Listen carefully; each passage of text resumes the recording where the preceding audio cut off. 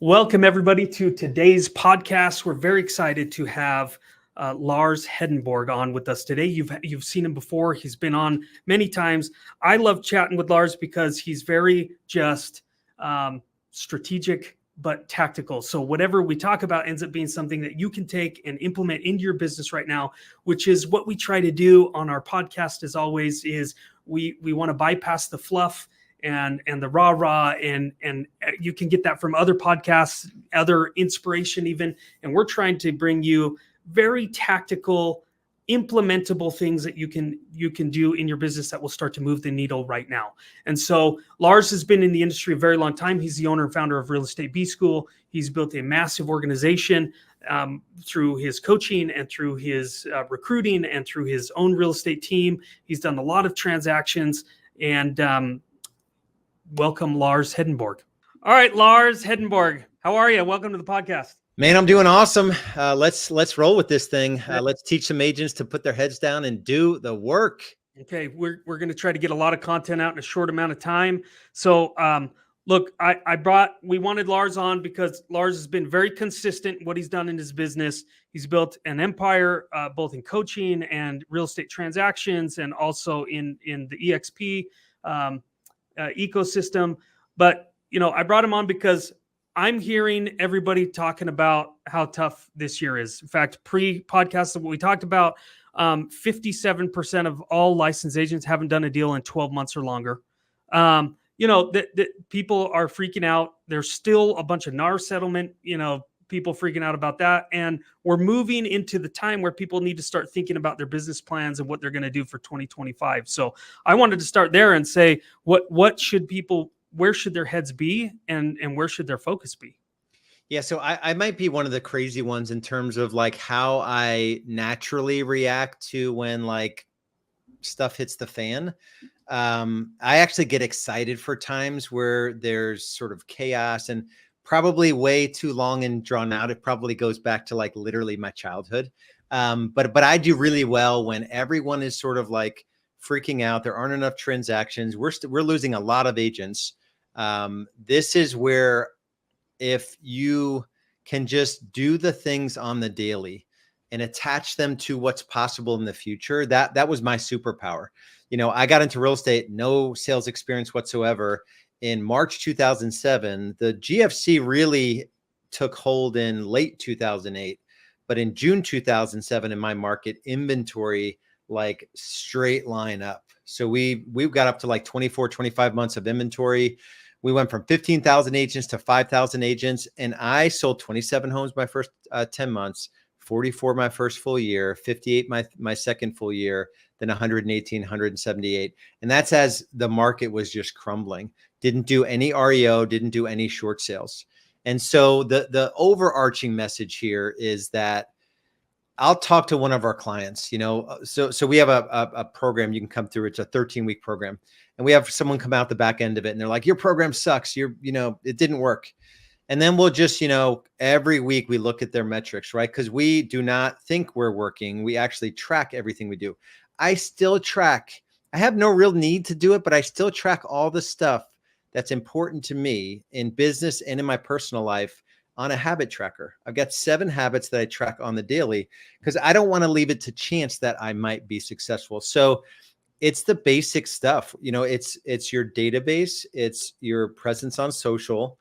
It is, and hopefully we get into it because there's never been a more long-standing monthly recurring payment that I've made other than the REDX, but expireds and FSBOs. And agents will come in and say, a year ago, they'll say, there are no expireds.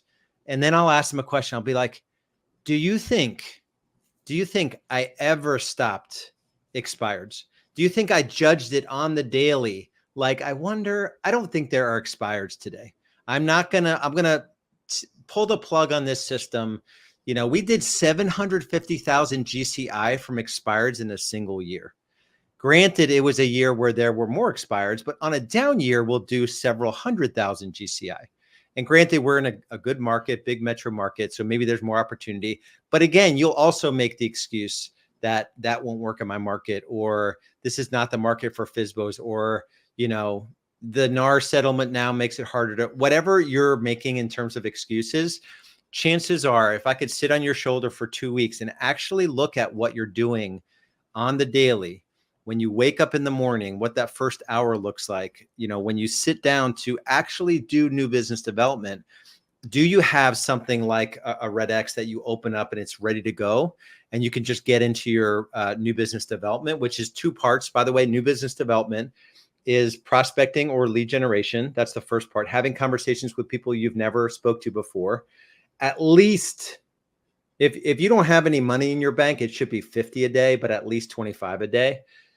And then having conversations with people that you've already spoken to, lead follow-up. 3 hours of lead generation, an hour of lead follow-up, separated by a 30-minute break to make sure the world isn't exploding. So from 8:30 to 1 o'clock, there's nothing going on in your business other than new business development. And I would say 100% of the time, if you look at an agent's business and they're not where they want to be financially, I could pinpoint it to that. And then they'll say, I don't know who to call, which is just ridiculous. The ROI on, or I don't want to cold call. It's like, okay, well, you're going to be poor if you don't pick something. I don't want to talk. We have people saying, I don't want to talk to my database. I don't want to post on social media. And I don't want to talk to strangers, expireds, or FSBOs. And I'm like, why are you in real estate? Like, what are we talking about? There's nobody you want to have a conversation with. So the net of it, and I've been doing this for a long time, so I'm very sort of ornery and sort of like pissed off about it when you say you're not successful, but you're not doing the daily work. So that's kind of like my intro. If you want to dive deeper into any of that, we can go anywhere you want. Yeah. Well, it sounds, I've been around for 18 years in the industry. I think I met you pretty early in your career, maybe 2010 or something like that. And everybody is always looking for the silver bullet. The market changes. They're going, okay, what's different? The NAR settlement happened. What do I do different now? What is the silver bullet? And no matter how many times we get on a podcast and say there's no such thing, people are still looking. I think it's human nature. We're looking for the easiest way to try to do this. But what you're saying reminds me of the saying that I really like, which is consistency over intensity. Mm-hmm. Will win the day. And so if I have to be really consistent, it sounds like what you're saying is that the number one thing they should be consistent on is new business development. And I love the breakdown of that. And again, because this business is about talking to people you don't know so that you can get to know them, because they're going to eventually do a transaction. And if you can fill your CRM with a bunch of people that you don't know so that you can get to know them, then people are going to be doing deals on the back end. So talk to people about, not the silver bullet and all of that, but what should they be most consistent with in their new business development? And yeah, get into that talking to people. Maybe we talk about your top ways of finding people they don't know. And then maybe a little bit on lead follow-up. That really resonates with our client base, especially. So yeah, awesome. And before I do that, I want to, there's a really good book. So if you struggle with, like, if your bank account isn't where you want it to be and you've been in real estate for 3, 4, 5 years, it does likely come down to this one thing. There's a really good book, James Clear, Atomic Habits. And I can relate to this in the book. I've read that four times. I've listened to it 4 times. And I'm always listening to it with a different issue in my life where I'm making these grand gestures. So I'll do it in my physical body, where I'll get to 220, which is my not good weight. And then I'll push hard for 90 days to get down to 190 to over the next 6 to 9 months, get back to 220. And I've lost 200 pounds that way. Yeah. I'm always losing the same 30 pounds. So that's legitimately. So there's a quote in the book that says, the goal isn't to run a marathon. The goal is to become a runner. So if you identify as a runner, it's a nice day outside. I'm going to go for a run. But I actually ran a marathon, and my wife has me on video saying I will never run again. And I took like 18 months off from running because I had a single grand gesture intention, and that likens in real estate. It's like, one day you you go through the painstaking process of getting ready, and you finally pick up the phone and you have those conversations with people you know or people you don't know. And then the next 3 or 4 days you don't. And so when you do it again a week or two later, it's like this painful process. Yeah. It doesn't become part of who you are. So you need to figure out a way and do the thing long enough where you get good at it. You can make it fun. You can gamify it, and you can make some real money. And real estate is a 60 to 90 day cycle, Yeah. So I think it's like 90% mindset, because if I sat you down, you've never sold homes, right? No. Yeah. So if I sat you down and I forced you for 3 hours a day, Monday through Friday, 8 to 11, to figure out how to get in touch with people and ask them if they have a home to sell, and your life depended on it, you would just start with your cell phone, and you would just start at A, and you'd be like, well, they don't live local. They don't live. Oh, Jim Alexis lives here local. Click. Jim, I'm in real estate. I made the switch from tech to real estate. Big goals. I'm going to sell 50 homes this year, which is like rare air in the real estate space. Who do you know? A neighbor you want to get rid of, somebody that I can connect with today to help them buy or sell or invest in real estate. And you'd be like, I don't know anyone. All right. Is it okay if I add you to the database? I'm going to send out a market update probably once or twice a month. Great. Let me just verify your email address. Okay, awesome. And then you're like, okay, nobody else in the A's. B, Janie Benson. Janie, I apologize. It's been like 6 years since we worked together at REDX. What you been up to? You still live local? Hey, I'm launching a market update. And if you did that for 3 hours a day, 5 days a week, you would have business closing in less than 45, 60, 90 days. You would have opportunities rolling, and you could make it no more complicated than that. Like, of course you want it to be more complicated. That there's technology that makes this very, very easy, and CRMs and dialers, and it's all integrated in your platform, right? So the excuse, there is no excuse anymore other than just to sit down and honor that time block. And then it's Mets and not Mets, right? And keeping some order around it. And when you have those conversations, to your earlier point, you're having a conversation with someone, their home is expired. They want to sell it. How could you as a real estate agent not work that lead gen lever? Like, how could that not be like a mainstay in your business? And then the goal is not maybe to list it right away. Maybe it's just like you said, to develop a relationship. It's like, okay, Curtis, I get it. The holidays are around the corner. Like, I better not see a for sale sign in your yard. I'm going to put you follow up on January 1st. Is it okay if I send you a market update? And you're building the database. Right. And so that's like not your best friend, but it's a semi-met, that you're taking from like cold into lukewarm, into warm, and then ultimately you're going to do business with them. And every day, your one measurable is how many people did you add to the database? Period. End of conversation. You know? And I love that, because even in prospecting, back to your comment about from Atomic Habits, is people look at the milestone of, okay, I'm going to prospect to set appointments, or even worse, they go, I'm going to prospect to get listings.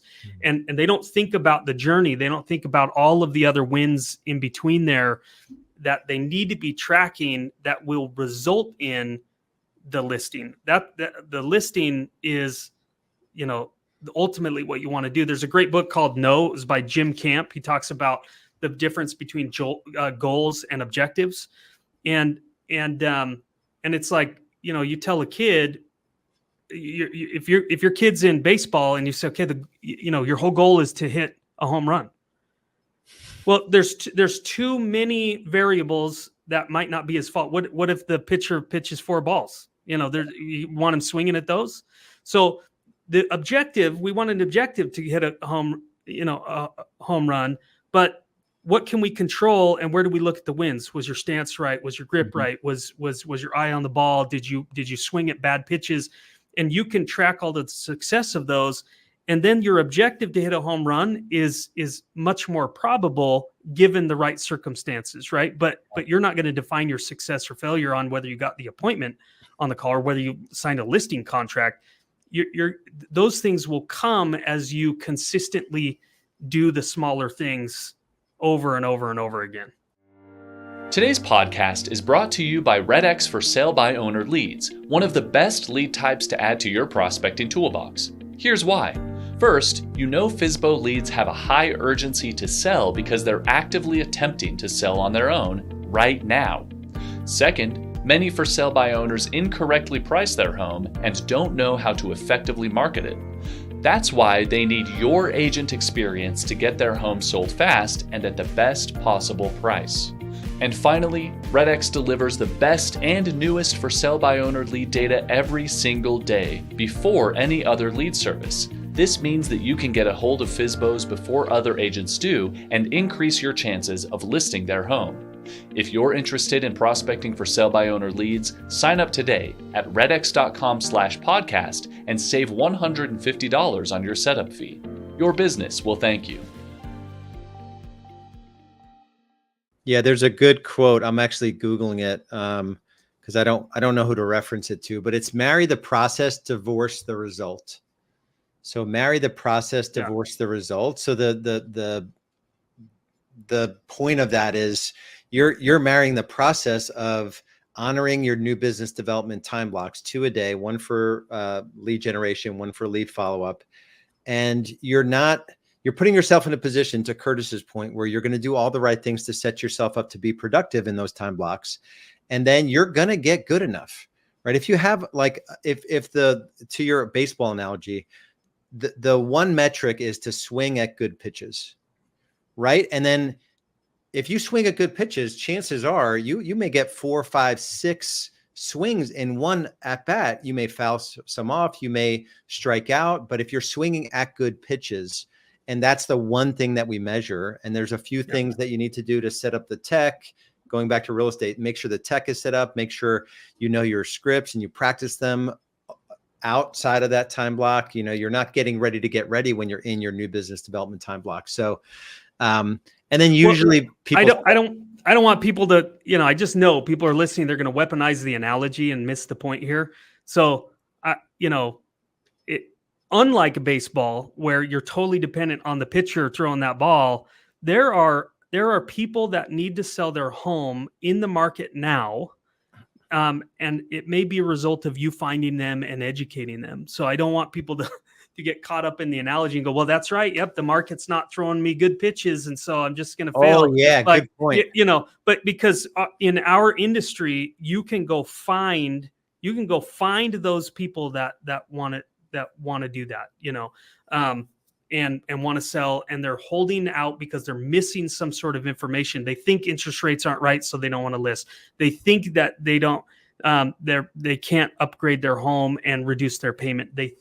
But if they were educated properly, they would probably list and sell their home, or they'd be shopping for a home. And the thing that we can control in a given day is how many meaningful conversations did we have today?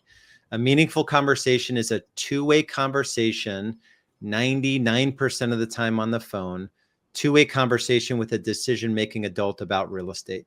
So if I were calling Curtis, he was in my market and I knew him from a past job or from my kids' soccer or whatever, I would say, I'm more direct. So I would say, Curtis, great to connect with you. I have a favor I need to ask. We're doing a Google review contest. Could you do me a favor? You've seen my work. Could you give me a 5-star review on Google? No problem. I'll do that in a minute for you. And while I've got you, do you have a neighbor you want to get rid of? We don't have any inventory right now. Who can you think of that's looking to sell their home? Right. So you can accomplish multiple things in like less than 2 or 3 minutes. Yeah. So it's just the intention that you're going to do that. So that's a meaningful conversation, even though Curtis, I don't know if he knows anybody. I don't know, so if you just did that one action, you would succeed. But you have what, expireds, for sale by owners, for rent by owners. What other, all your geo stuff? Full neighborhoods. And in that, you can narrow that down. You could look at demographic or empty nesters, and then people are like, whatever, right? Yeah. And then they're like, I don't want to cold call. Dialing into a geo neighborhood and letting them know that their neighbor's home sold for $600,000, record sale in the neighborhood. It doesn't even matter that you didn't sell the home. Yeah. So that is not, you could argue it's a cold call, but you're providing information to the neighborhood and be like, man, I saw the under contract sign, but I didn't know it closed for 675. Like, maybe I would consider, or I'm not moving till next year. Right. So you could, to your point earlier, you could spin this out for all the excuses why you can't be in activity, or you could embrace it and say, I have an infinite. I could pick a neighborhood that had a recent sale, and I could dial 100 numbers in that neighborhood, and I could just be of service to those sellers or to that neighborhood. And depending on where you're at in your business, that's exactly what you should do. Especially if you don't have any money in the bank. If you have money in the bank, there's also multiple ways you can work the same leads, right? So within our platform, we connect with social media. You can create content, target the expired listings in your marketplace, target a specific neighborhood, things that you can't do if you are directly in the ad platforms because we're a special category. But through our platform, you can make a video about why homes don't sell in today's market. You could target those videos directly to all of the expired listings. You could do postcards directly from our platform.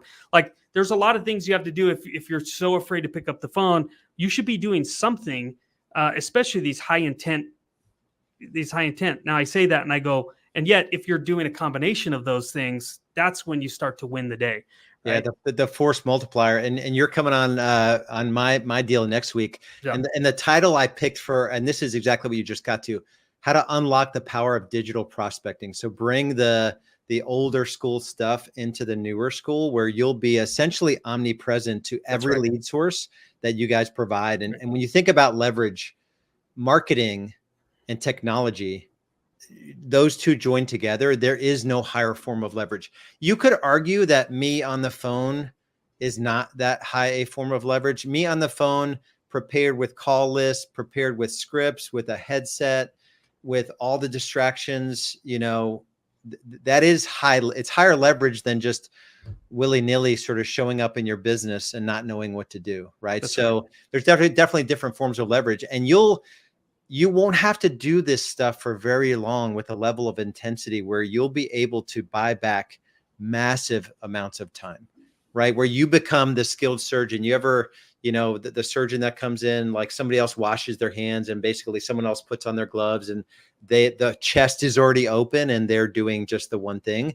Right. You will get to the point where you're showing up at a seller's house and they're pre-sold on working with you because of all the stuff you baked into the process before it. So it just takes, and this is a little bit counter to what we said before, but it does take a commitment for like a good solid 90 days to see massive fruits from the labor that you put in. You have to keep it going, so you can't go through the roller coaster. But that 90 days, 120 days tops, will give you the ability to even buy back your time. Hire a virtual assistant to take the 80% of, marketing coordination, listing coordination, and hire a closing coordinator. And all of a sudden you're listing 4, 5, 6 homes per month because you're focusing on this one thing on the daily, Monday through Friday. So it sounds simple. I get that it's not as simple as it sounds, but it actually is. Like, I totally disagree with what I just said. Yeah. It is that simple. Well, it's the money is made in the execution of what we're talking about. And that always isn't simple.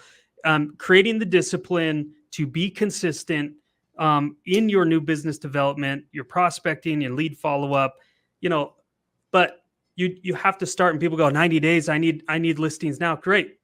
Call higher intent leads, focus on expireds, focus on for sale by owners. They're already listed, and you can get some now business then. But what you're doing is building that database over 90 days, the consistency that you can start to see that. Lars, we should definitely have you back on. We should definitely talk more about this stuff. But if I were to sum up a couple of the key points to say thank you, is I really love the idea of not being focused on the milestone, but the journey. The quote from Atomic Habits is it's not about just getting listings. It's about becoming a listing agent. It's not just about prospecting as a means to an end, but it's becoming a lead generator and a business developer in your own business. And I really love the definitions you gave, a two-way conversation with the decision maker about real estate. Mm-hmm. I think people should write that down, and that should be the metric of their conversations, 25 to 50 a day. Lars, if people want to find you, where do they find you? And you mentioned our podcast that we're doing on your side. How do people find that to continue the conversation? That one's actually in my world. Like, people are actually in my world. But I'll probably put that on my social, and I'll get that out there as well. The Unlock the Power of Digital Prospecting, which will be awesome. One other thing, but before we close, so Atomic, we actually send out 2 books, and this will lead into if you want to get in touch with me. Okay. If you join our $1 Million Agent Method, there are 2 books. It's a 90-day build out. We build all the systems, lead gen systems, and even help you get technology set up and all the conversion systems and sales frameworks and all of that. 2 books we require you read in those 90 days. Atomic Habits is the first one. No, actually, Fanatical Prospecting is the first one. And Fanatical Prospecting, as far as like a book that goes alongside REDX, because it's social, it's texting, it's picking up the phone, it dovetails so well into your world. And then Atomic Habits. So Jed Blunt is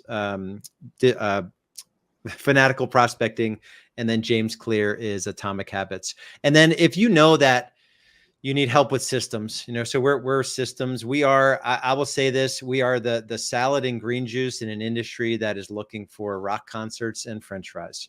Meaning there's all these sort of things that are like, they seem like great ideas, but we help you literally build out systems that provide the foundation for a business that you could scale to over 1 million GCI per year. And so just go to $1millionagentmethod.com, $1millionagentmethod.com, and you'll know after watching a 7-minute video if you're a fit. Just book in a call. There's no hardcore closing. It's just a consultation to see if we're a good fit to work together. It's awesome. Lars, thank you so much. As always, great, thick content to help people figure things out. And just like it says, if you're watching this, right, just like it says right there, do the work. That's like my coaching summed up. Like, we give you all the ways to do it, but you got to do the work. Yeah, get it done. Awesome. Thanks so much, Lars. See you, brother.